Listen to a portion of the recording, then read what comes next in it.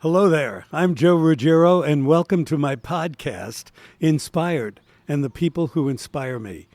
I am speaking to a very lovely lady, Lorraine Thompson, and very interesting how we met. Do you want to remember that Yes. moment when you barged into my dining table? Joe, I didn't barge in. I took my mother-in-law to her exercise class, and I heard you speaking, and I said, I know this man. I haven't spoken to him, but I've heard his voice. And then your face was familiar. And so I proceeded to ask you, do I know you from somewhere? You said no. And I said, no, I do know you from somewhere. I feel like I know you from television, HGTV. And you said, shh, I'm trying to keep a low profile here. So I busted you. Well, I appreciate it. I don't believe that anyone would recognize me at this age, but I'll accept it. I did. I'll accept it. I did. But now, why did HGTV inspire you? You are a frustrated decorator, or? Absolutely not. I'm an admirer of decorators. Your show, your presence, your aesthetic took me around the world. I got to visit chateaus and beautiful homes, and I saw beautiful settings that you created, and it actually relaxed me, and it made me see things that I maybe wouldn't have seen You were otherwise. a youngster, though. I wasn't that young, but I was inspired. Well, when you walked across the floor and I saw this ravishing woman coming towards me, I sort of remembered people would come up to me and say, oh, my grandmother loves your show, and she loved, and I thought to myself, okay, but what about you? Right. So you were the first youngster, and you are a youngster compared to me, that came up to me and remembered. That was the world of design, and we went to 26 countries in 4 years, and my daughter was my executive producer. Yes. And she contends to this day that that was her graduate school. Absolutely. She really performed well. She negotiated all of the guests, and also all over the world. Very So well done. She had to speak languages or converse Right. in certain languages, Yes. and I was very proud of her, very proud of her. Very well done. Now, your life took a hiccup, and I want you to share that with us, and I hope it isn't too painful, but you were diagnosed when? I was diagnosed in 2003 with an AVM, Arteriovenous Malformation. It unfortunately wasn't that quickly to be diagnosed. I had suffered with symptoms for a year, headache, dizziness, and fatigue. Doctors pushed me off and dismissed my symptoms. I had chest pain. I would go to the emergency room often. They said, you present well, you're fine. So we learned advocacy. Finally, I took it to my primary and I said, I need a referral for a neurologist. I set that appointment up. Neurologist ordered an MRI quickly. We found the AVM, which was substantial in size. We had to then research surgeons across the U.S. That were skilled in that AVM surgery. So we did the research. We found a doctor, Dr. Martin at UCLA at that time, and he was the AVM specialist. We scheduled that surgery. He allowed us to go on vacation with a lovely family. We went to Hawaii, took our small children who were 3 and 5, and did our Hawaii trip, prepared spiritually, physically for the surgery, because it wasn't certain that I would even survive the surgery or that I wouldn't have some sort of paralysis. The AVM was on the parietal lobe, therefore affecting my left side of my body. So if I did survive, I would have possible paralysis or a phantom effect. That I would neglect the whole left side of my body. So we did the surgery in March. Recovery was long. Surgery was, I think, 10 hours. And because our children were young, we had to hire caregivers for me, for the kids. But the goal was to get my son Reese to preschool. That was my goal. I want to be able to drive Reese to his first day of preschool. And so I spent that whole summer recovering, and I was able to take Reese to his first day of preschool. I call you the steel magnolia Lovely. because you have great strength. What was it like going into that operating room? Oh, and really, I don't think I felt as much peace as I did then Yes. ever, because I had so many people surrounding me with prayer, with strength. My husband, my family of origin, Billy's family, just surrounded, friends that came out and just supported me. And I'm a person that goes to support groups. So at that point, I was going to support group with a church that helped me get centered for it. I went to alternative people that helped me get centered on diet, so that Billy and I made cocktails at night of beet juice to help me make sure that I didn't bleed out during surgery. I mean, we did everything, but I was the most centered I feel like I've ever been. And so I did. I had peace. That day in the waiting room, we have photos of it. It's peace. And it was peace. Yeah. Because I said, either way, I feel like I've made peace with this.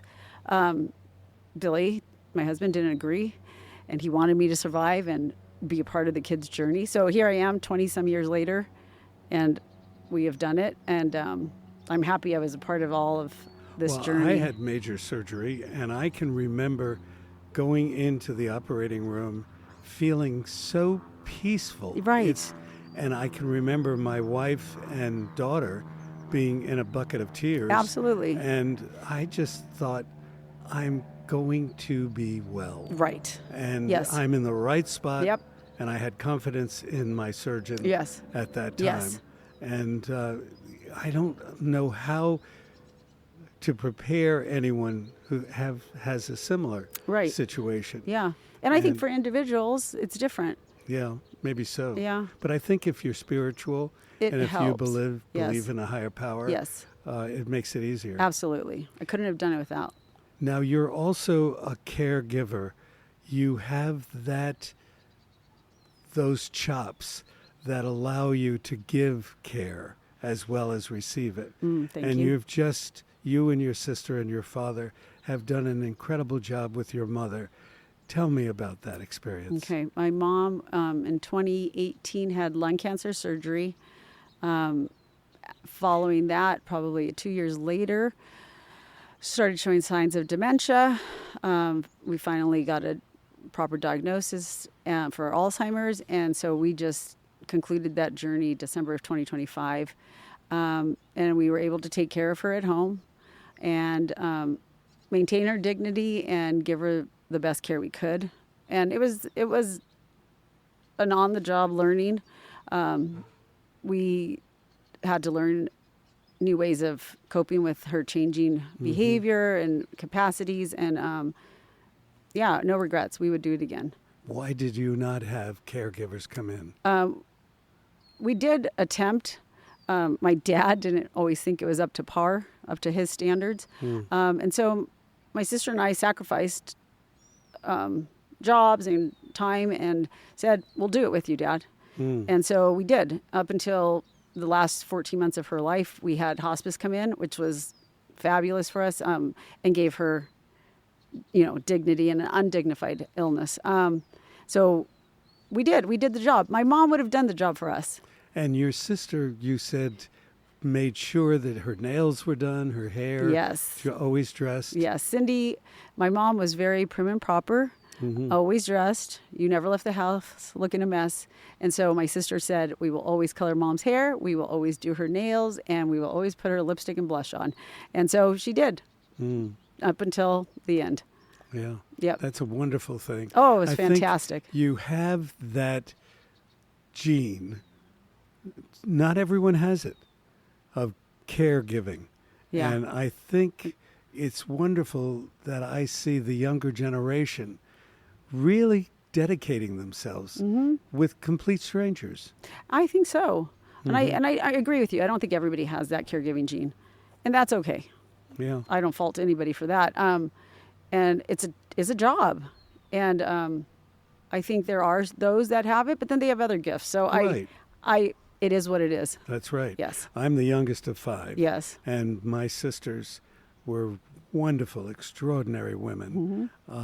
They just couldn't care for my Right. mother. And my wife was a caregiver. Right. She should have been a nurse or a doctor. And her both grandfathers, maternal and paternal, Yes. were MDs. Yes. And she never received the gene, but I think she did, but she didn't know it. Right. She didn't pursue it that way. Right. Right. And she took care of my parents, her parents, and old age aunts and their significant others.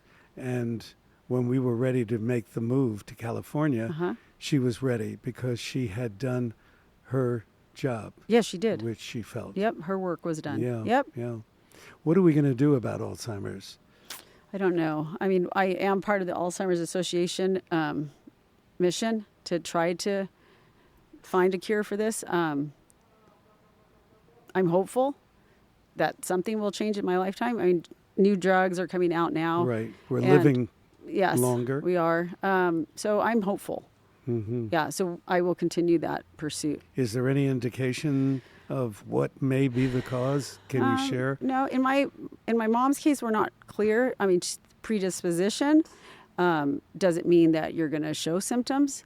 My mom, it could be possibly was, a result of that surgery that she had and lack of oxygen to the brain, and she was predispositioned to this disease. I don't know, because there's nobody else in the family. We can't link it anywhere else. So just because the blood test shows that somebody has the Alzheimer's indicators doesn't mean they're going to show symptoms. Exactly. Yeah. No. Well, my parents lived 60s, 70s, and now we're living 80s, 90s, Exactly. and 100s. Yes. Yes. And Yes. I'm hopeful. Yeah, absolutely. Now you tell me, let's go to something happier, Okay. that your children have the design gene. They do, Joe. They were so thrilled that I met you. They both do. Yes, Haley has more of a French countryside aesthetic, and Reese is more modern and edgy. But they do. They've been decorating their bedrooms since they were little. Poor Billy has had to fund their yearly moves to new apartments and dorm rooms, etc. And but they do. They enjoy it. They love to sit down and have dinner parties and entertain their friends. And growing up, we had dinners together, and that's where we broke bread and we had great conversations. And the kids now continue to do that. Yeah. And so they do. They enjoy a set table. They enjoy the aesthetic of it, and they also enjoy the camaraderie of the table and the conversation. Well, my wife and I, for 58 years, have had candlelight every dinner that we've ever had. So even if we had hamburgers or scrambled eggs or peanut butter and jelly. A candle makes all the difference. I agree. It calms everything It down. does, Yeah. exactly. But it's interesting because my kids, when they were little, we used to involve them in all of our entertaining. Yes. They would either pass hors d'oeuvres or they would help set the table. We always had them join us. We didn't have a kids' table. Right. We always had them join us at the table. Yes. And they, too, as young adults, would have dinner parties. Right. Which most young people don't. No, they don't. And my daughter does enjoy it. Yeah. She had martini mahjong the other night with her girlfriends. She does a canes and cocktails party. And my son, he knows how to throw up a good party as well. So they do enjoy entertaining, and it is breaking bread and conversation with people. Well, they always used to like to waitress. And Take I can the remember, order. taking orders. Our kids did that and, too. So when they became college students, they worked in restaurants. And my daughter, or both daughters, admit that it taught them to meet the public, learn about idiosyncrasies in the public, and also be able to balance orders. Yes. Several things, Right. multitask. Right, multitask. Right. Yes. And it helped them That's a very life much. skill. Yeah. Yes. And that was a learning process for them. The name of this show is Inspired. Yes. And what inspires you? Well, like I said, you guys are my favorite generation. Your dress code and your presentation to the world inspires me. I would like to go back to those days of a little more formality and a little bit more presenting our best foot forward. Are we headed that direction? Are we? I don't know. know. I hope. I don't know. Maybe we try to make it in vogue now. Mm-hmm. Yeah, I think it's in people's best interest. My daughter, in college, her friends would say, "Why are you getting dressed up?" And they said, "No, I'm just going to class. I want to look appropriate for the day." Now, wait a minute. Tell the story about when you met your husband. Okay. Oh, yeah. Okay. So we were both in different colleges. His friend was turning 21, and my girlfriend from college said, "Let's go up to San Luis Obispo." And so Billy was there, and I was a Valley girl. And so I had my shoulder pads on, and we were dressed. I thought we were going to a nightclub for this 21st birthday party. So we end up in the Cal Poly area, and my husband Bill and his friends are all in shorts, no shoes, no shirt, no service attire. And I said, I don't know what to do with all of this. This is not what I had in mind. And so we went on with the day, and they went cliff diving. We ended up at a pizza port. And Billy's friend said, as the night ended, "Lorraine has good legs. Billy's a nice guy. His folks live in Thousand Oaks. You guys should get together sometime." And I said, "Absolutely not." And then Billy did call 2 weeks later to visit his parents. His mother flew him home because he couldn't drive home from San Diego. No. And so I had to go pick Billy up. We went to a park and had conversation. No food, no drink, but just chit chat. And it was actually lovely. My mom called and said, "How was that date?" And I said, "The strangest date, Mom, but he was the nicest guy." He was fantastic. And so 5 years later, Billy proposed at that park. 5 years. 5 years Oh, my later. goodness Yes. gracious. Yes. Well, I had a thunderbolt with my wife. Yes. I am a leg man Yes. as well. Yes. And I just remember her legs. She was a dancer. Yeah. And she would wear slingback shoes. Yes. So I thought to myself, I had this thunderbolt, which is Sicilian for instant, I guess, attraction. And I said, I'm going to marry that woman. Aww. And then I had to explain to her what I had to bring to the party. That's right. But she had already gone through my file because she worked for the chairman of the board. Yes. So she knew exactly college board scores. That's right. Where I went. Yes, exactly. But so my mother said, what's not to like? You have a great background. So, exactly. You have nothing He's a ashamed catch. of. He's a catch. Oh, yeah, exactly. That's what my mother. But she and my mother became very good friends. Very lovely. So that helped me. Yes, Because absolutely. I was a spoiled brat. I was the baby of Exactly. 5. You need somebody who could handle all Right. that. Exactly. Is there anything else that you want to mention, talk about, inspire me? You inspire me. I just want to continue to be inspired. Yeah. As I age, I want to be joyful. I choose joy. There are life's obstacles and Absolutely. hurdles, and I'm going to get through those. And so I want to just continue to find the joy in those days, and we will get through. And my faith helps me get through. I know that God has a plan.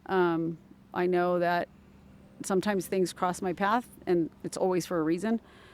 So I just want to be that person that's moving forward. Well, you inspire me because of the way that you have negotiated each of the hurdles that have presented themselves. And many people have those hurdles, and we need to address them.